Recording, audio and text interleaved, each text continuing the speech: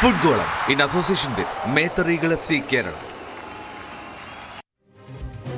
അമ്പമ്പോ എന്തൊരു ഫ്രാൻസ് ആണ് കാണുന്നത്, എന്തൊരു ഫ്രഞ്ച് പടയോട്ടമാണ്. ലോകകപ്പിൽ ഇത്രയും കോൺഫിഡന്റ് ആയി കളിക്കുന്ന മറ്റൊരു ടീം, അത് സംശയകരമാണ്. ഫ്രാൻസിനെ പോലെ കിലിയൻ എംബാപ്പെ മാത്രമല്ല, അവരുടെ മധ്യനിരയും മുന്നേറ്റവും ഒരേപോലെ ഗംഭീരമായി നിൽക്കുന്നു. ഈ ദിവസം നമ്മൾ കണ്ടു ഫ്രാൻസിന്റെ മേധാവിത്വം സ്വീഡനെതിരെ. ഇനി ഇംഗ്ലണ്ടിന്റെ ഊഴമാണ്. ഇംഗ്ലീഷ് ടീമിന് പൂർണ്ണ മികവിലേക്ക് എത്താൻ കഴിയുമോ? ഹാരി കെയ്ൻ ഗോൾ സ്കോറിംഗ് ഉണ്ട്, പക്ഷേ അതിനപ്പുറത്തേക്ക് എന്താണോ ഇംഗ്ലീഷ് ആരാധകർ പ്രതീക്ഷിക്കുന്നത്? അവർക്ക് ഹോം കമ്മിങ് ആയിരുന്നു കഴിഞ്ഞ തവണ ലോകകപ്പ്, പക്ഷേ ഇതുവരെയും ഉണ്ടായില്ല എന്ന് മാത്രം. എന്താണെങ്കിലും ഇക്കുറി അതുണ്ടാകുമോ? കാത്തിരിക്കാം. സ്വാഗതം ഫുട്ഗോളത്തിലേക്ക്.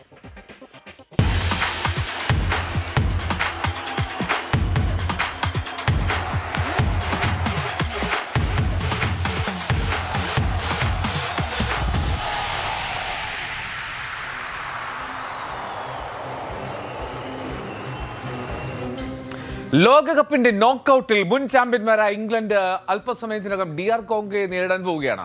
ഗ്രൂപ്പ് ചാമ്പ്യന്മാരായി എത്തുന്ന ഇംഗ്ലണ്ടിന് ചരിത്രത്തിലാദ്യമായി നോക്കൌട്ടിലെത്തിയ കോങ്കോ ഒരു വെല്ലുവിളിയാകുമോ എന്ന ആശങ്കയുണ്ട് ഇംഗ്ലീഷ് ആരാധകർക്ക്. അറ്റ്ലാന്റയിലാണ് മത്സരം. ഇന്ത്യൻ സമയം 9:30 kick off.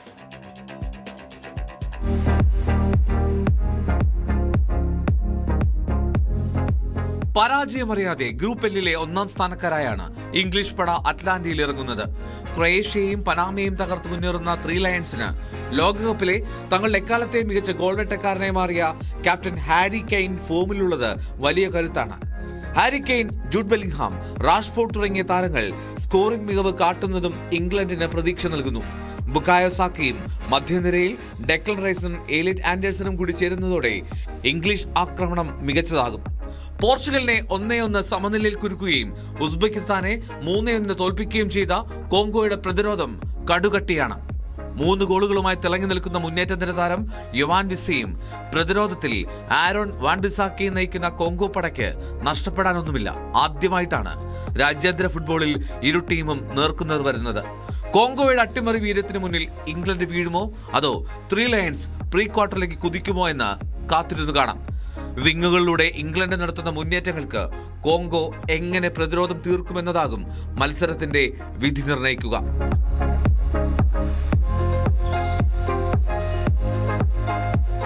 World cup desk, news 18. ഇനി ഈ മത്സരം കൊണ്ട് അവസാനിക്കില്ല ഈ രാത്രിയിലെ ഫുട്ബോൾ ആവേശം. ബെൽജിയം ആഫ്രിക്കൻ കരുത്തരായിട്ടുള്ള സെനഗലിനെ നേരിടുകയാണ് ഈ രാത്രി. ഗ്രൂപ്പ് ജിയിൽ 1-ാം സ്ഥാനത്ത് ഫിനിഷ് ചെയ്താണ് ബെൽജിയം നോക്കൌട്ടിലേക്ക് എത്തിയത്. മികച്ച 3-ാം സ്ഥാനക്കാരിൽ ഉൾപ്പെട്ടാണ് സെനഗൽ നോക്കൌട്ടിലേക്ക് കടന്നത്. സീറ്റിലെ ലൂമൻഫീൽഡ് സ്റ്റേഡിയത്തിൽ രാത്രി 1:30 ഈ മത്സരത്തിന് കിക്ക് ഓഫ്. ഇനി പുലർച്ചെ 5:30 അടുത്ത മത്സരം. അതിൽ ആതിഥേയരായിട്ടുള്ള USA ബോസ്നിയ ഹെർസഗോവിനയെ നേരിടും. ഗ്രൂപ്പ് ബിയിലെ 3-ാം സ്ഥാനക്കാരായിരുന്നു ബോസ്നിയ. 2 മികച്ച ജയങ്ങൾക്ക് ശേഷം അവസാന മത്സരത്തിൽ തുർക്കിയോട് തോറ്റു എന്നുള്ളതാണ് US-ന് ചെറിയ ആശങ്ക നൽകുന്നത്.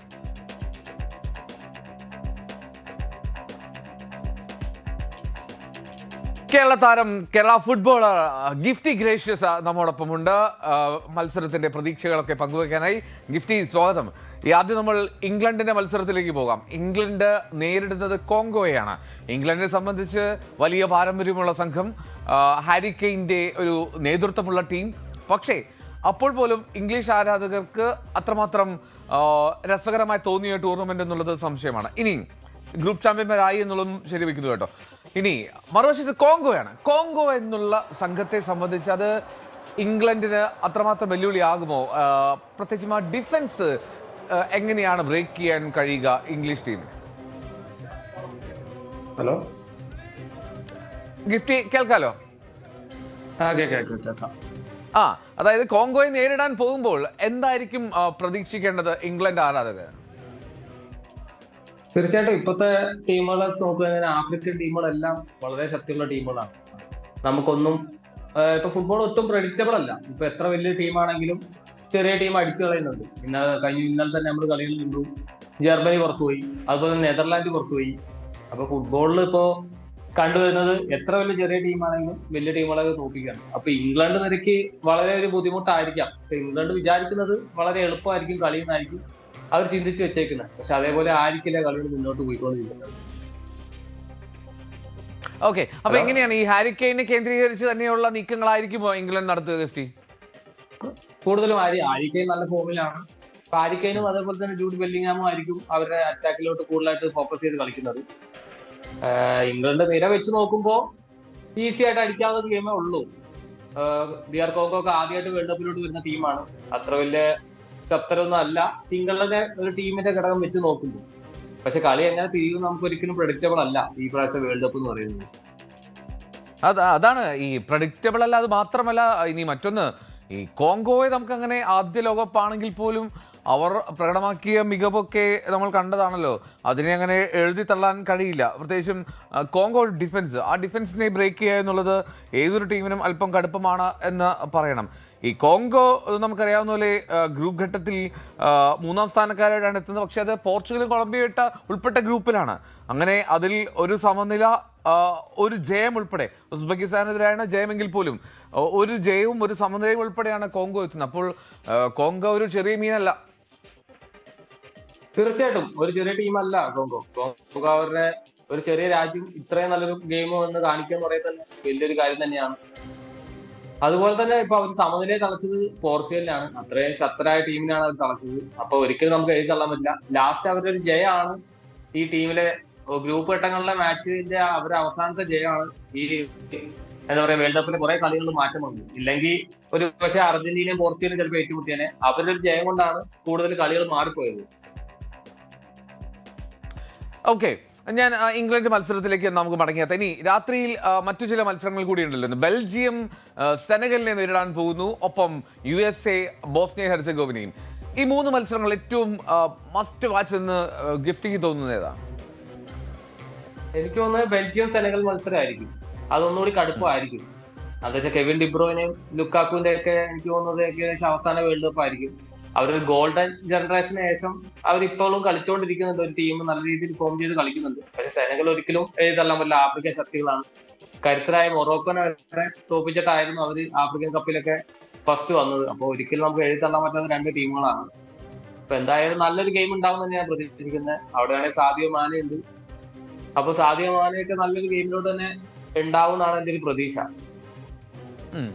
ഓക്കെ, അപ്പോൾ USA ബോസ്നിയ, പക്ഷേ ബോസ്നിയ അത്യാവശ്യം വലിയ എതിരാളികളാണ് എന്ന് USA കരുതുന്നുണ്ടാവില്ല എന്ന് തോന്നുന്നു. പക്ഷേ USAയുടെ ഈ ടൂർണമെന്റിലെ ഒരു കുതിപ്പ് അത് രസകരമായിരുന്നു. അവസാന മത്സരത്തിൽ തുർക്കിയോട് തോറ്റു, അത് ശരി തന്നെ. പക്ഷേ ആദ്യ 2 മത്സരങ്ങളിൽ ഒരു ആതിഥേയർ ഹോം ഗ്രൗണ്ട് സപ്പോർട്ട് വെച്ച് മനോഹരമായി തന്നെ കളിച്ചു USA. ഒരു വല്ലാത്ത, പ്രത്യേകിച്ചും അവരുടെ പരിശീലകന്റെ ഒരു എക്സലൻസ് കൂടി ഉണ്ട് അതിൽ. അപ്പോൾ എങ്ങനെയാണ് USA ഒരു പ്രയാണത്തെ കാണുന്നത്? USA ഇങ്ങനെ പോയാൽ എത്ര വരെ മുന്നോട്ട് പോകുമെന്നാണ് കരുതേണ്ടത്? USA നല്ല ടീമാണ്, നന്നായിട്ട് കളിക്കുന്നുണ്ട്. അവർ നല്ല ടീമായിട്ട് ഫോം ചെയ്ത് കളിക്കുന്നുണ്ട്. അവര് 2 മത്സരം ജയിച്ചു, ഒരു കളിയാണ് അവരാകെ തോറ്റത്. പക്ഷെ അത് ഓൾറെഡി പുറത്തു പോകുന്ന ഒരു ടീമാണ് അവർ തോറ്റത്. പക്ഷെ അവർ നല്ല ഗെയിമാണ്. ഈ 2 ടൂറും 2 മാച്ചായാലും നല്ല രീതിയിലാണ് ജയിച്ചു വന്നത്. അപ്പൊ നമുക്കും USA ഒരു പ്രതീക്ഷ ക്വാർട്ടർ ഫൈനലിലോട്ട് എത്താനുള്ള സാധ്യതയുള്ള ടീമാണ്. ബോസ്റ്റിനെ വെച്ച് നോക്കുമ്പോൾ USA ഒന്നുകൂടി മുകളിലാണ്. കുറച്ചുകൂടി ഒരു ഗെയിം സ്ട്രാറ്റജിയും കോച്ചിന്റെ തന്ത്രങ്ങളൊക്കെ ആണെങ്കിലും അത്യാവശ്യം നല്ല ക്വാളിറ്റി പ്ലേയേഴ്സ് ആണ് USA കളിക്കുന്നത്. റൈറ്റ്, അതാണ് US-ന്റെ ഈ അവരുടെ ഇത്രയും ഒരു മികവിന്റെ അടിസ്ഥാനം ഈ കാണുന്ന ആരാധകരുടെ പിന്തുണയാണെന്ന് തോന്നുന്നു. തീർച്ചയായിട്ടും. ഒന്നാമത് അവരുടെ ഹോം അഡ്വാൻറ്റേജ് നല്ലപോലെ ഉണ്ട്. ഒരു ക്രൗഡ് ഉള്ളപ്പോ, ഫാൻസ് ഇത്ര ഉള്ളപ്പോ എന്തായാലും ഒരു ടീം ഇപ്പൊ എത്ര വലിയ ചെറിയ ടീമാണെങ്കിലും അവർ പോരാടി നോക്കും. അതേപോലെ തന്നെ USA നല്ലൊരു ക്രൗഡ് ഉള്ളതുകൊണ്ട് അവർക്ക് നല്ല പെർഫോം ചെയ്യാൻ പറ്റുന്നുണ്ട്. മുന്നേ ഉള്ള 2 മാച്ചിൽ നല്ല പെർഫോമൻസ് ആണ് അവർ കാഴ്ചവെച്ചത്. അപ്പൊ ഈ മാച്ചിൽ അങ്ങനെ ഉണ്ടാവുമെന്നാണ് ഞാൻ പ്രതീക്ഷിക്കുന്നത്. ഓക്കെ, എന്നാലും USA മത്സരം ബോസ്നിയക്കെതിരെ എത്രമാത്രം വെല്ലുവിളിയാണെന്ന് നമുക്ക് കരുതാൻ കഴിയില്ല. പക്ഷേ സെനഗൽ ബെൽജിയം മത്സരം അതിൽ ഒരു ഡിഫിക്കൽട്ട് ആയിരിക്കും പ്രവചനം എന്നുള്ളത് തന്നെ. ആ ട്രോഫി ഗിഫ്റ്റിലേക്ക് തരികയാണ്. ഗിഫ്റ്റി, സെനഗൽ ബെൽജിയം മത്സരം ഒന്ന് പ്രവചിക്കാമോ? സ്കോർ കാർഡ് എനിക്ക് തോന്നുന്നത് 2-1 സെനഗൽ ജയിക്കുമെന്നാണ് ഞാൻ പ്രതീക്ഷിക്കുന്നത്. ആഫ്രിക്കൻ ശക്തികളാണ് കുറച്ചുകൂടി. സെനഗൽ ജയിക്കുന്നതാണ് എന്റെ പ്രതീക്ഷ. എന്ന് വെച്ചാൽ ഈ ഒരു വേൾഡ് കപ്പിൽ കൂടുതലും ആഫ്രിക്കൻ ശക്തികളുടെ ആധിപത്യമാണ് കാണുന്നത്. ഇപ്പൊ ഐവറി കോസ്റ്റ് ആണെങ്കിലും ജസ്റ്റ് നോർവേ കഴിച്ചിലായി പോയതാണ് ഐവറി കോസ്റ്റ് എടുത്തത്. അപ്പം നല്ലൊരു ഗെയിം ആഫ്രിക്കൻ ശക്തികളിൽ ഉണ്ടാവുന്ന എന്റെ പ്രതീക്ഷ വെച്ച് ഞാൻ പറയുന്നത് സെനഗൽ ജയിക്കുന്നതാണ് ഞാൻ വിചാരിക്കുന്നത്. ഓക്കെ, ഇങ്ങനെ പറയുകയാണെങ്കിൽ അർജന്റീന കേപ്പ് വെർഡെ മത്സരം വരുമ്പോൾ എന്തായിരിക്കും അവസ്ഥ? അതും ടൈറ്റ് ആയിരിക്കും, നമുക്കൊന്നും പറയാൻ പറ്റില്ല. ഈ ഒരു വേൾഡ് കപ്പ് എടുത്തു പോയി കഴിഞ്ഞാൽ കൂടുതലും ലാറ്റിൻ അമേരിക്കൻ ടീമുകളും ആഫ്രിക്കൻ ടീമുകളാണ് ഏറ്റവും കൂടുതൽ നല്ല പെർഫോമൻസ് കാഴ്ചവെക്കുന്നത്. യൂറോപ്യൻ ടീമുകൾക്കാണ് കൂടുതലും അടി കിട്ടിക്കൊണ്ടിരിക്കുന്നത്. അതുകൂടി നമ്മളൊന്ന് വിലയിരുത്തണം. ഇപ്പോ ജർമ്മനി അതെന്ന് വെച്ചാൽ കൂടുതൽ അവര് ഇപ്പൊ യൂറോപ്യൻ ടീമുകളെല്ലാം ബോൾ പൊസിഷൻ കീപ്പ് ചെയ്യുന്ന ടീമാണ്. അപ്പോ ലാറ്റിൻ അമേരിക്കൻ ടീമുകളും അതുപോലെ ആഫ്രിക്കൻ ടീമുകളും അവര് കൂടുതലും അവരുടേതായ ശൈലി കളിക്കുന്ന ടീമാണ്. കൂടുതലും ക്വിക്ക് കൗണ്ടറിലോട്ടാണ് അവർ ഫോക്കസ് ചെയ്യുന്നത്. എല്ലാവരും ഫിറ്റ്നസും കാര്യങ്ങളും കുറച്ചുകൂടി കൂടുതലാണ് എനിക്ക് തോന്നുന്നത് വെച്ച് നോക്കും. അപ്പൊ അവരെ ഒരു ചെറിയൊരു മിസ്സിന് വേണ്ടി വെയിറ്റ് ചെയ്ത് നിൽക്കുകയാണ് ഈ ക്വിക്ക് കൗണ്ടർ ടീമുകൾ. അപ്പൊ അങ്ങനെ ചെറിയ മിസ്സുകൾ വരുമ്പോഴാണ് അവിടെ ഗോളുകൾ കൺസീഡ് ചെയ്യുന്നത്. അപ്പൊ ഇവർ എത്ര ബോൾ പൊസിഷൻ വെച്ചാൽ ജർമ്മനിയെ നോക്കിയാൽ മതി, കൂടുതൽ ബോൾ പൊസിഷൻ ജർമ്മനി തന്നെ. പക്ഷെ കളി കഴിഞ്ഞപ്പോൾ 1-1 സ്കോർ, പെനാൽറ്റി ജർമ്മനി പുറത്തു പോയി. അപ്പൊ അങ്ങനെ എനിക്ക് തോന്നുന്നത് അപ്പൊ കൂടുതൽ ഈ ലാറ്റിൻ അമേരിക്കൻ ആഫ്രിക്കൻ ടീമുകൾ ഈ ഒരു വേൾഡ് കപ്പിൽ നല്ല ആധിപത്യം, കൂടുതൽ നല്ല ക്വാളിറ്റി പ്ലേയേഴ്സ് ഇപ്പോൾ ഇപ്രാവശ്യം കൂടിയെന്നാണ് എനിക്ക് മനസ്സിലാവുന്നത്. ശരി, ഞാൻ ഈ ഇംഗ്ലണ്ടിന്റെ മത്സരത്തിലേക്ക് തിരികെ എത്തുകയാണ്. നമ്മൾ അത് ആ മത്സരത്തിലേക്ക് കടക്കാൻ പോവുകയാണല്ലോ. വളരെ കുറച്ച് സമയം മാത്രമേ ബാക്കിയുള്ളൂ. ഈ ഇംഗ്ലണ്ട് കോങ്കോ മത്സരത്തിൽ ഈ ഇംഗ്ലണ്ടിന്റെ ഡിഫൻസിന്റെ കാര്യത്തിൽ ചില സംശയങ്ങൾ നിലനിൽക്കുന്നുണ്ടോ? മാത്രമല്ല, വേണ്ടതുപോലെ മിഡ്ഫീൽഡ് സപ്പോർട്ട് നൽകുന്നുണ്ടോ ബോക്സിനുള്ളിലേക്ക്? ഇതുവരെയുള്ള പെർഫോമൻസ് വെച്ച് നമുക്ക് ഒരിക്കലും ടീമിനെ അണ്ടർസ്റ്റിമേറ്റ് ചെയ്യാൻ പറ്റില്ല. എന്താ വെച്ചാൽ അവിടെ ഡെക്ലാൻ റൈസും അതുപോലെ തന്നെ ആൻഡേഴ്സണും നല്ല ക്വാളിറ്റി മിഡ്ഫീൽഡേഴ്സ് ആണ് ഇംഗ്ലണ്ടിലുള്ളത്. ഇംഗ്ലണ്ടിലെ ഒട്ടാകെ ടീം എടുത്ത് നോക്കുമ്പോൾ കൂടുതലും പ്രീമിയർ ലീഗ് കളിക്കുന്ന പ്ലേയേഴ്സ് ആണ്. ഈ ലോകത്തിന്റെ ഏറ്റവും വലിയ ടഫസ്റ്റ് ലീഗാണ് പ്രീമിയർ ലീഗ്. അപ്പൊ അതിൽ നിന്നാണ് ഇംഗ്ലണ്ട് കൂടുതലും ടീം എടുത്തേക്കുന്നത്. അപ്പൊ ഒരിക്കലും ഇംഗ്ലണ്ടിന് അങ്ങനെ നമുക്ക് ഇച്ചിരി കുറച്ച് കാണാൻ പറ്റുന്ന ഒരു ടീമല്ല. അവരെ ഇപ്പൊ ഇതുവരെയുള്ള മാച്ചുകളിലെ അവർ പൊന്തിയുണ്ടാകും ഒരേ ലെവലിലല്ല, കൺസിസ്റ്റൻസി ഇല്ല. പക്ഷെ അത് നല്ല കളിക്കും, ചില കളി ഔട്ട് ആവും. അങ്ങനത്തെ പെർഫോമൻസ് ആണ് വരുന്നത്. പക്ഷെ ഈ കളി വരുമ്പോൾ നോക്കൌട്ട് സ്റ്റേജ് ആണ്. ഒന്നുകൂടി എക്സ്പീരിയൻസ് പ്ലെയർ ആണ്. ഹാരി കെയ്നൊക്കെ അറിയാലോ, എത്രയോളം വേണേ സ്കോർ ചെയ്യാൻ കഴിവുള്ള പ്ലെയർ ആണ്. അതേപോലെ തന്നെ ബെല്ലിംഗ്ഹാം ഉണ്ട്. അവർ ടീം ഒന്നായി നോക്കുമ്പോൾ നല്ലൊരു നിരയാണ് ഉള്ളത്. അപ്പൊ ഒരിക്കലും നമുക്ക് ഒരു എഴുത്തള്ളാൻ പറ്റില്ല. എനിക്ക് ഒരു പ്രതീക്ഷ ഇന്ന് ഇംഗ്ലണ്ട് അവരെ ഫോമിലോട്ട് തിരിച്ചു വരും എന്നുള്ളതാണ്. ഫോമിലേക്ക് മടങ്ങി എത്തുന്നുള്ളതാണ്. ഓക്കെ, അതിന്റെയും ഒരു പ്രഡിക്ഷൻ സ്കോർ കാർഡ് അത് 2-0 ഇംഗ്ലണ്ട് ജയിക്കും എന്നാണ് എന്റെ ഒരു പ്രതീക്ഷ. 2-0 ക്ലീൻ ഷീറ്റ് ആയിരിക്കും. 2-0 ക്ലീൻ ഷീറ്റ് ആയിരിക്കും. അവരൊന്നുകൂടി ഓർഗനൈസ്, ഈ നോക്കൌട്ട് സ്റ്റേജ് ആയിരുന്നു ഒന്നുകൂടി ഓർഗനൈസ്ഡ് ആയി കളിക്കുന്നത്. അപ്പൊ കുറച്ചും കൂടി അലേർട്ട് ആയിരിക്കും അവരെ കളിക്കുന്നത്. Okay, done. ഓക്കെ, ഇനി പിന്നെ ഈ മത്സരങ്ങൾ ഇത്രയും കടന്നു പോകുമ്പോൾ ഏറ്റവും കൂടുതൽ ഇപ്പോൾ വിസ്മയിപ്പിക്കുന്നത് ഫ്രാൻസ് ആണ് ഗിഫ്റ്റ്. അതായത് ഈ കഴിഞ്ഞ മത്സരത്തിൽ പോലും ഫ്രാൻസിന്റെ ഒരു മേധാവിത്വം, ഫ്രാൻസിന്റെ ആ ഒഴുക്ക്, ഫ്രാൻസിന്റെ ഗോൾ സ്കോറിംഗ് കപ്പാസിറ്റി, എബിലിറ്റി, ഇതൊക്കെ ഏതൊരു ടീമിനെയും ആശങ്കപ്പെടുത്തും, ഞെട്ടിക്കും. കാരണം അത്രമാത്രം ഒരു മെഷീൻ പോലെ മുന്നേറുകയാണ് ഫ്രാൻസ്. എങ്ങനെയാണ് ഈ ഫ്രാൻസിന്റെ ഈ ടൂർണമെന്റിന്റെ ഗിഫ്റ്റ് തോന്നുന്നത്? ഏറ്റവും ഫേവറേറ്റുകളായി തോന്നുന്നില്ല ഇപ്പോൾ മത്സരം നോക്കൌട്ടിലെത്തി നിൽക്കുമ്പോൾ? തീർച്ചയായിട്ടും ഫ്രാൻസ് നല്ല അറ്റാക്കിംഗ് ടീമാണ്. അവർക്ക് ഒരു പ്ലെയർ പോയി അടുത്ത പ്ലെയർ ഉണ്ട്. അതുകൊണ്ട് നമുക്ക് ഫ്രാൻസിനെ ഒരിക്കലും എഴുതാൻ പറ്റില്ല. എന്ന് വെച്ചാൽ എംബാപ്പെ 6 ഗോളോടെ ടോപ്പ് സ്കോർ ലിസ്റ്റ് ഉണ്ട്. അതിന്റെ തൊട്ട് പുറകെ ഡെംബലെ വന്നുകൊണ്ടിരിക്കുക 4 ഗോളുണ്ട്. അതുകൊണ്ട് ഫ്രാൻസിന് 2 ടോപ്പ് സ്കോറേഴ്സ് ആണ് ഉള്ളത്. അതുകൊണ്ട് അവർ അറ്റാക്ക് നല്ല രീതിയിൽ വന്നുകൊണ്ടിരിക്കുന്നു. പിന്നെ അതിന്റെ കൂടെ തന്നെ ഞാൻ പറഞ്ഞു, ഒലീസെ ഒരു അണ്ടർ റേറ്റഡ് പ്ലെയർ ആണ്. നമ്മളന്ന് സംസാരിച്ചായിരുന്നു. പക്ഷെ ഒലീസയുടെ പെർഫോമൻസ് നോക്കിയാൽ ഈ ഒരു വേൾഡ് കപ്പിൽ നല്ല പെർഫോമൻസ് ആണ് കഴിച്ചത്. അപ്പൊ ഫ്രാൻസ് എനിക്ക് തോന്നുന്നു ഈ ഒരു വേൾഡ് കപ്പ് കപ്പ് അടിക്കാൻ വേണ്ടി സാധ്യതയുള്ള ടീമിൽ ഒന്നാണ്. അത്രയ്ക്ക് നല്ല പെർഫോമൻസ് ആണ്. അതുപോലെ തന്നെ അവർക്ക് നല്ല ബെഞ്ച് സ്ട്രെങ്ത് ഉണ്ട്. ഇറങ്ങുന്നവരാണെങ്കിലും അതിലേപോലെ തന്നെ കളിക്കുന്ന പ്ലേയേഴ്സ് ആണ്. ഉറപ്പായിട്ടും. അതായത് ഫ്രാൻസിന്റെ മത്സരം കണ്ടിരിക്കുമ്പോൾ മറ്റുള്ള ഫുട്ബോൾ ടീമുകളുടെ ആരാധകർക്ക് നെഞ്ചിടിപ്പ് കൂടുന്നു എന്നുള്ളത് യാതൊരു സംശയമില്ല. പ്രത്യേകിച്ചും ഈ ഒരു ഫിക്സ്ചറിന്റെ കിടപ്പൊക്കെ അനുസരിച്ച് ഒരു പക്ഷേ ഒരു അർജന്റീന ബ്രസീൽ സെമിക്കോ, അല്ലെങ്കിൽ അർജന്റീനയോ ബ്രസീലോ ഒരാൾ ഫൈനൽ എത്തുമോ, ഒരു ലാറ്റിൻ അമേരിക്കൻ ഫ്രാൻസ് ഫൈനൽ വരുമോ എന്നുള്ള ഒരു സംശയമുണ്ട്. അപ്പോൾ ഈ ഗിഫ്റ്റ് പറഞ്ഞ പോലെ അവിടെ ലാറ്റിൻ അമേരിക്കൻ ടീമുകൾക്ക് ഈ ഫ്രാൻസിന്റെ മുന്നിൽ ജയിക്കാൻ കഴിയുമോ എന്നുള്ളതാണ് ചോദ്യം. തീർച്ചയായിട്ടും അത് നല്ലൊരു മാച്ച് ആയിരിക്കും. പക്ഷെ ഇതിനു മുമ്പ് അർജന്റീനയും ഫ്രാൻസുമാണ് ഫൈനൽ വന്നത്. പക്ഷെ ഫ്രാൻസ് പറഞ്ഞാൽ കുറച്ച് യങ് പ്ലേയേഴ്സ് ഉണ്ട്. അതിനനുസരിച്ച് അവർക്ക് സീനിയർ ആയിട്ടുള്ള പ്ലേയേഴ്സ് ഉണ്ട്. അവരൊരു നല്ലൊരു ഓർഗനൈസ് ടീമാണ്. എല്ലാ ഏജ് കാറ്റഗറിയിലും എനിക്ക് ടീമുകൾ അതിനകത്ത് പ്ലേയേഴ്സ് ഉണ്ടെന്നാണ് എനിക്ക് മനസ്സിലാക്കാൻ പറ്റിയത്. അപ്പൊ ഫ്രാൻസിന്റെ ഇപ്പൊ കേലിൻ എംബാപ്പെ എന്തായാലും നോക്കിയാൽ മതി. അയാൾ ഒടുക്കത്തെ ഫോമിലാണ് ഇപ്പൊ കടന്നു പോയിക്കൊണ്ടിരിക്കുന്നത്. ഇനി മെസ്സിക്ക് ഒരു ഗോൾ കൂടി ഉള്ളൂ. ഏറ്റവും വേൾഡ് കപ്പിൽ തന്നെ ഏറ്റവും കൂടുതൽ ഗോൾ അടിച്ച ലിസ്റ്റിൽ ഒരു ഗോൾ അടിച്ചാൽ മെസ്സിക്ക് ഒപ്പമായി. ഈ വേൾഡ് കപ്പിൽ തന്നെ 6 ഗോളുകൾ ടോപ്പ് സ്കോർ ലിസ്റ്റിൽ മെസ്സിക്ക് ഒപ്പമായി. അതുകൊണ്ട് കേലിൻ എംബാപ്പെ ഇപ്പൊ 18 മാച്ചിൽ വേൾഡ് കപ്പിൽ 18 ഗോൾ അടിച്ചു. അതുകൊണ്ട് എംബാപ്പെ എങ്ങനെ ഫോം ആവും നമുക്ക് ഒരിക്കലും പറയാൻ പറ്റില്ല. വേൾഡ് കപ്പ് സത്യം എംബാപ്പന്റെ ഗോൾ റേഷ്യോ ഭയങ്കര ടോപ്പിലാണ്. അതും കൂടി നമ്മൾ നോക്കണം. അതിന്റെ കൂടെ തന്നെ ഡെമ്പലെയും എംബാപ്പയ്ക്ക് ഒപ്പം ഫോമായി വന്നുകൊണ്ടിരിക്കുകയാണ്. അപ്പൊ എനിക്ക് തോന്നുന്നു ബ്രസീൽ അർജന്റീന വന്നാൽ ഫൈനലിൽ വന്നാൽ എന്തായാലും ഫ്രാൻസിനെ ഏത് ടീമിൽ നേരിടുക എന്ന് പറഞ്ഞാലും കുറച്ച് പാടായിരിക്കും. ഉറപ്പായിട്ടും അതാണ്. എന്തായാലും ഫ്രാൻസിന്റെ പ്രയാണം അത് ഗംഭീരമാണ്, അതിമനോഹരമായിട്ടാണ് ഫ്രാൻസ് നീങ്ങുന്നത്. ഓക്കെ, എന്തായാലും thank you so much Gifty പ്രതികരിച്ചതിന്. ഗിഫ്റ്റി ഗ്രേഷ്യസ് ആണ്, Kerala Santosh trophy player, professional footballer. വിലയിരുത്തുന്നത് പോലെ ഫ്രാൻസിന്റെ ചാൻസസ് അത് വലുതാണ്. പക്ഷേ ഇന്നത്തെ മത്സരത്തിൽ ഇംഗ്ലണ്ടും സെനഗലും ആധിപത്യം നേടുമെന്നാണ് പ്രതീക്ഷിക്കുന്നത് Gifty. Thank you so much. എന്നാലും ഈ എംബാപ്പെ എന്താണ് പറഞ്ഞത് എന്നുകൂടി ഒന്ന് നോക്കാൻ തോന്നുന്നു. എംബാപ്പെ ഈ മത്സരശേഷം, അതായത് ഇപ്പോൾ ഗിഫ്റ്റി സൂചിപ്പിച്ചു, ഈ നേട്ടങ്ങളിൽ മെസ്സിക്ക് തൊട്ടു പിന്നിലായി നിൽക്കുകയാണ് ഗോൾ നേട്ടത്തിൽ, ഗോൾ വേട്ടയിൽ ലോകകപ്പിൽ. പക്ഷേ എംബാപ്പയ്ക്ക് മെസ്സിയോട് ഇഷ്ടവും ആരാധനയും ഒക്കെയാണ്. അതുകൊണ്ട് തന്നെ വളരെ ബഹുമാനത്തോടു കൂടി വളരെ രസകരമായി എംബാപ്പെ അത് കൈകാര്യം ചെയ്തു. എംബാപ്പെ പറഞ്ഞത് വ്യക്തിപരമായ നേട്ടങ്ങളെക്കാൾ ടീമിനെ ലോക ഫൈനലിലേക്ക് എത്തിക്കുക എന്നതാണ് തനിക്ക് കൂടുതൽ പ്രധാനമെന്നാണ് മത്സരശേഷം പറഞ്ഞത്. ജൂലൈ 19 കിരീടം നേടുക എന്നതാണ് പ്രധാന ലക്ഷ്യം.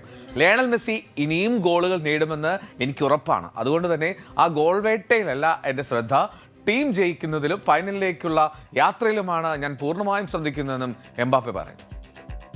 Non, pas seulement moi, je pense toute l'équipe était là avec lui. Je pense que c'est important, il y a des choses qui sont plus importantes qu'une Coupe du Monde, plus importantes que le foot. Mais comme je l'ai dit, c'est l'ADN de ce groupe, d'être tous ensemble, de vraiment être soudés. Et on est tous derrière le coach, peu importe ce qui se passe, peu importe ce qui va se passer, on est tous derrière lui et on voulait lui faire ressentir qu'il n'était pas tout seul. England Congo മത്സരം, ഒപ്പം Belgium Senegal പോരാട്ടം, ഈ രണ്ട് മത്സരങ്ങളും ആവേശകരമായിരിക്കുമെന്ന് പ്രതീക്ഷിക്കാം. ആതിഥേയരായിട്ടുള്ള USA ഈ രാത്രിയിൽ കളിക്കാൻ ഇറങ്ങുന്നു. നമുക്ക് മടങ്ങിയെത്താം ഇടവേളയ്ക്ക് ശേഷം.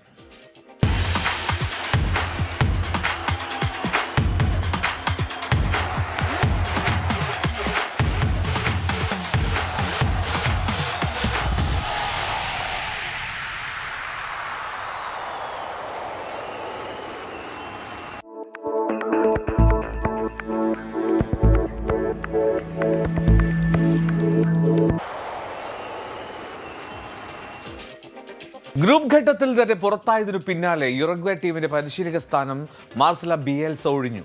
നിരാശയോടെയും വേദനയോടും കൂടിയാണ് താൻ രാജിവെക്കുന്നത് എന്നാണ് അർജന്റീനക്കാരനായിട്ടുള്ള ബിയൽസയുടെ പ്രതികരണം.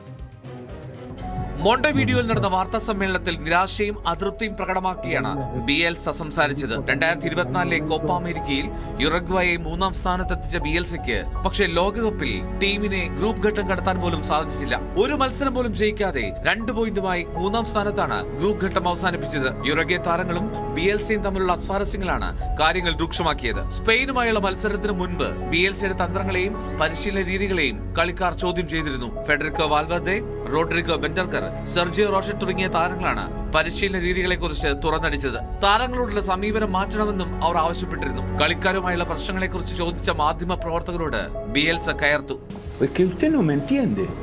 Lo entiendo perfecto. No me entiende, si no, no haría semejante pregunta. ¿Usted me escuchó decir en algún momento que yo tenía buena relación con los jugadores? No. No dije eso. No. Entonces, yo los cautivé a los jugadores, no.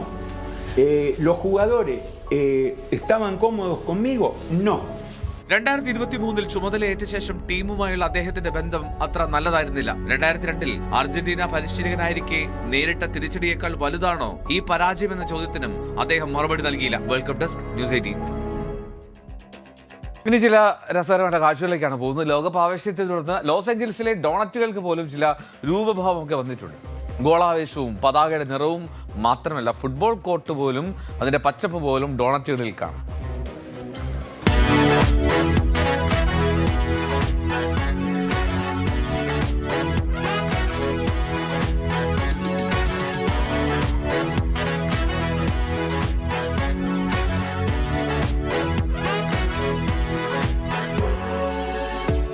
Loss ഏഞ്ചൽസിലെ പ്രശസ്തമായ റാൻഡിസ് ഡോണറ്റ്സിലെ കാഴ്ചകളാണ്. ഇഷ്ട ടീമിന്റെ നിറത്തിൽ ഡോണറ്റുകൾ മുന്നിൽ കിട്ടിയാൽ ആരാണൊന്ന് രുചിച്ചു നോക്കാതെ പോവുക? Business തന്ത്രം എന്തായാലും ഫലിച്ചു. ലോകകപ്പ് മത്സരം കാണാൻ ലോസ് ഏഞ്ചൽസിൽ എത്തുന്നവർ റാൻഡിസ് doughnuts തേടിയെത്തുന്നു.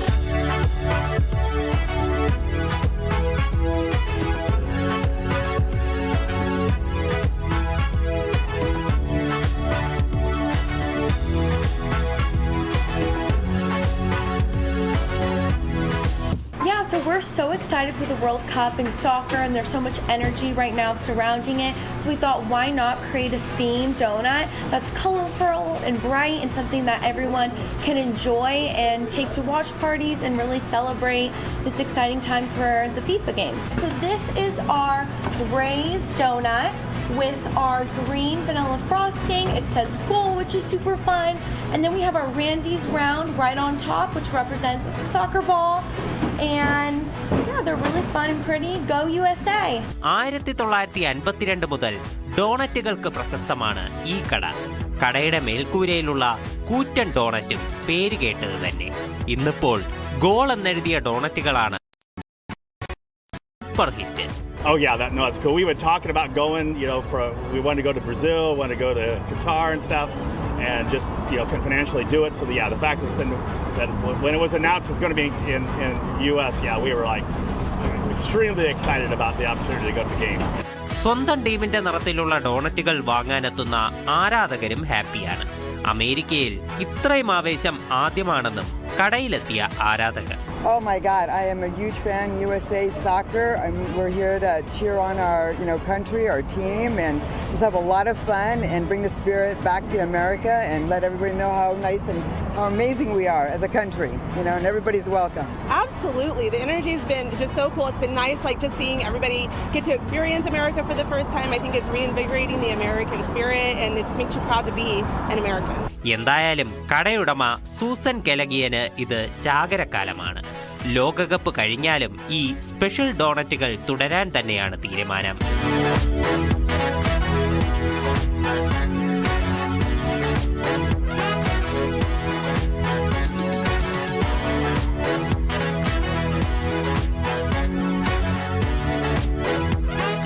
World cup desk, news 18. ഓരോ ലോകകപ്പ് കഴിയുമ്പോഴും ടൂർണമെന്റിന്റെ ഓർമ്മകൾ നിലനിർത്താൻ ഈ സുവനീറുകൾ സ്വന്തമാക്കുന്ന ശേഖരിക്കുന്ന ഒരുപാട് പേരുണ്ട്. ഇനി അറ്റ്ലാന്റയിൽ നടക്കുന്നത് മറ്റൊന്നാണ്. ഫിഫ ട്രോഫിയും ഇഷ്ട ടീം ലോഗോയും ഒക്കെ ശരീരത്തിൽ പച്ച കുത്തുകയാണ് ഇവിടുത്തെ ആരാധകർ.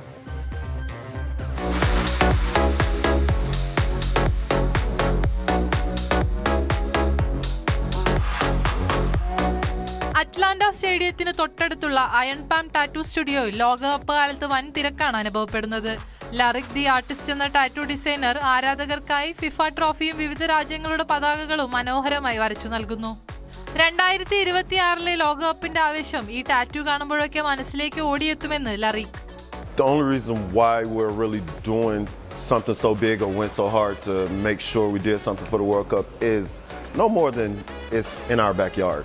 Like it's literally happening steps away from us. ഇത്തരത്തിൽ ലോകകപ്പ് ട്രോഫി പച്ചകുത്താനെത്തിയ ആരാധകരിൽ ഒരാളാണ് 27-കാരനായ IB ബുള്ള.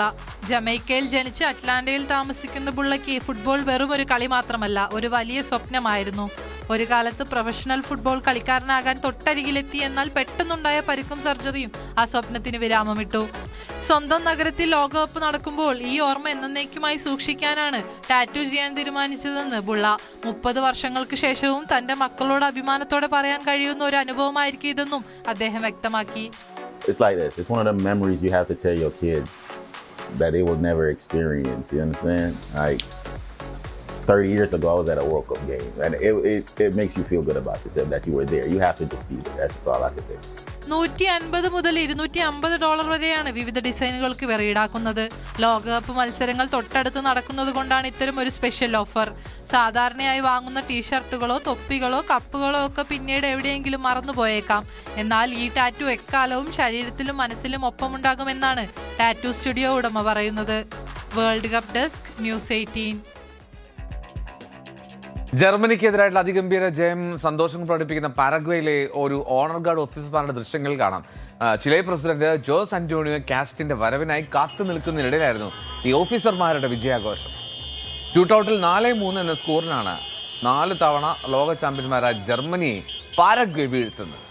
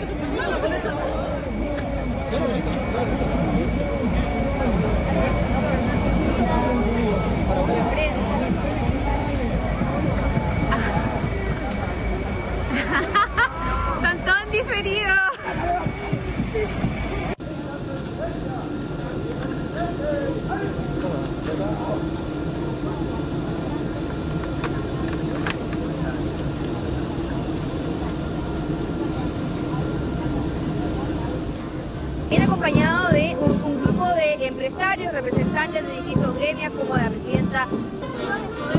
Tratarte más allá de los políticos, también de el desarrollo económico de la región, en el marco de esta cumbre, donde también se va a encontrar con otros líderes del continente, como por ejemplo el presidente de Brasil, Luis Ignacio Lula da Silva, que también va a participar de esta cumbre.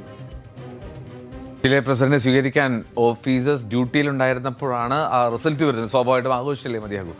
ഇക്വഡോറിനെ തകർത്ത് Mexico pre ക്വാർട്ടറിലെത്തി. എതിരില്ലാത്ത 2 ഗോളുകൾക്കാണ് ആതിഥേയരുടെ ജയം. മത്സരത്തിന്റെ 22-ാം മിനിറ്റിൽ Julian ക്യുനോനസും 31-ാം മിനിറ്റിൽ Raul ജിമിനസുമാണ് മെക്സിക്കോയ്ക്ക് വേണ്ടി goal score ചെയ്തത്. Mexico സിറ്റിയിലെ അസ്തേക്ക സ്റ്റേഡിയത്തിലെ മത്സരം ഏതാണ്ട് 1 മണിക്കൂർ വൈകിയാണ് ആരംഭിച്ചത്. കനത്ത മഴയും ഇടിമിന്നലിനും ഉണ്ടായി. ഇതേ തുടർന്നാണ് മത്സരം തുടങ്ങാൻ വൈകിയത്. മത്സരം തുടങ്ങാൻ നിശ്ചയിച്ചിരുന്ന സമയത്തിന് 2 മണിക്കൂർ മുൻപ് പ്രദേശത്ത് വലിയ കാറ്റ് വീശി. പിന്നാലെ മഴയും ഇടിമിന്നലും ഉണ്ടായി. കാലാവസ്ഥ പ്രതികൂലമായതോടുകൂടി മത്സരം നീട്ടിവെക്കുകയായിരുന്നു. മഴയുണ്ടെങ്കിലും ഫിഫ നിയമപ്രകാരം മത്സരങ്ങൾ നടത്താം. പക്ഷേ ഇടിമിന്നലും കാറ്റ് പോലുള്ള സാഹചര്യവും ഉണ്ടായാൽ മത്സരം നടത്തുക അനുവദനീയമല്ല. ഫ്രാൻസിന്റെ മിന്നും പ്രകടനം അത് തുടരുകയാണ്. സ്വീഡനെ എതിരില്ലാത്ത 3 ഗോളുകൾക്ക് തകർത്താണ് ഫ്രഞ്ച് പട മുന്നേറുന്നത്.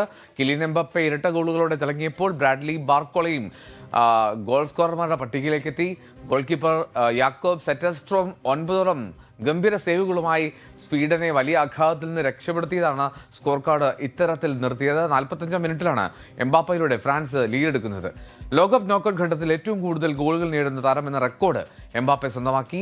53-ാം മിനിറ്റിൽ ഒലീസെ നൽകിയ ത്രൂ ബോളിൽ നിന്ന് ബാർക്കോള ഫ്രാൻസിന്റെ 2ാമത്തെ ഗോൾ നേടി. 74-ാം മിനിറ്റിൽ ഒലീസെ എംബാപ്പയ്ക്ക് ക്രോസ് നൽകി. ആ ക്രോസ് എംബാപ്പയും വലയിലെത്തിച്ചു. 2 ഗോളുകളുടെ എംബാപ്പെ ലോകകപ്പുകളിൽ തന്റെ ആകെ ഗോൾ സമ്പാദ്യം 18ആക്കി ഉയർത്തി. ലോകകപ്പിൽ ഏറ്റവും കൂടുതൽ ഗോളുകൾ നേടിയ താരങ്ങളുടെ പട്ടികയിൽ മിറോസ്ലാവ് ക്ലോസയും മറികടന്ന് എംബാപ്പയ്ക്ക് മുന്നിൽ ഇപ്പോൾ ഉള്ളത് ലയണൽ മെസ്സി മാത്രമാണ്. ഫ്രഞ്ച് ആരാധകർക്ക് ആഘോഷത്തിന്റെ നിമിഷമായിരുന്നു. ഫ്രഞ്ച് ആരാധകർ വലിയ തോതിൽ സ്വീഡനെതിരെയുള്ള ജയം ആഘോഷിച്ചു. പ്രത്യേകിച്ചും ആധികാരികമായിട്ടുള്ള ജയം ഇത് തങ്ങൾക്കുള്ള ലോകകപ്പാണെന്നുള്ള സൂചന നൽകുന്നുവെന്ന് ആരാധകർ പറയും.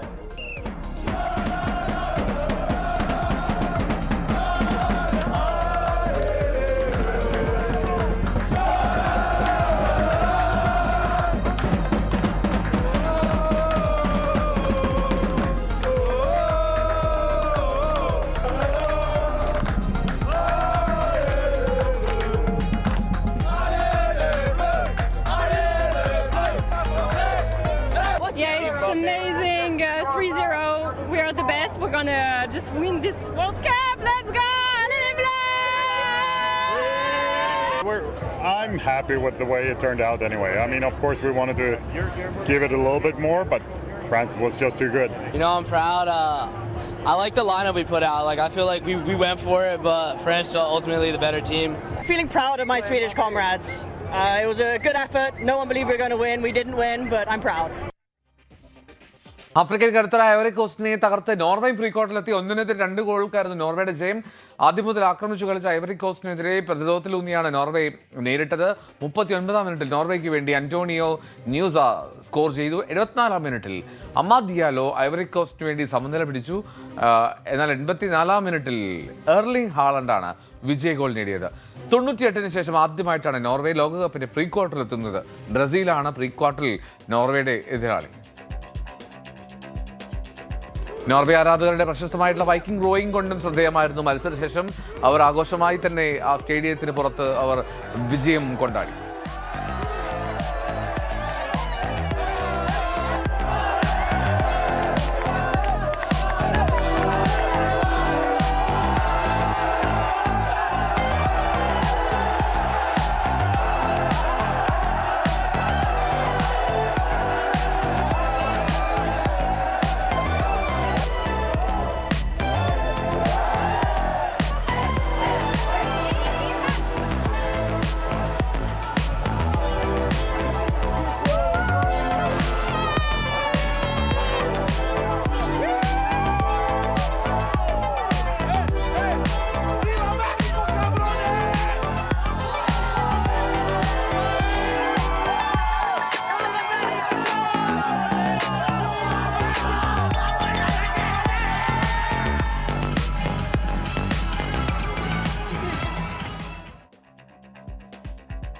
ഓരോ മത്സരവും അത് ആഘോഷമാണ്, ഒരു കാർണിവൽ പോലെ കൊണ്ടാടുകയാണ് ഫുട്ബോൾ ആരാധകർ അവിടെ. എന്നാലും ലോകകപ്പ് വേദിയിൽ എത്താൻ കഴിയുന്നവർ ഭാഗ്യവാന്മാർ, അത് മാത്രം പറഞ്ഞുകൊണ്ട് നിർത്തുന്നു.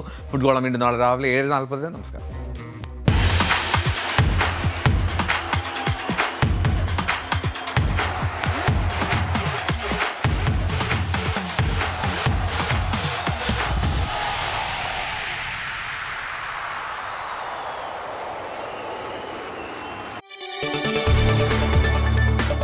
കൂടുതൽ വാർത്തകൾക്ക് News 18 Keralam YouTube channel subscribe ചെയ്യുക.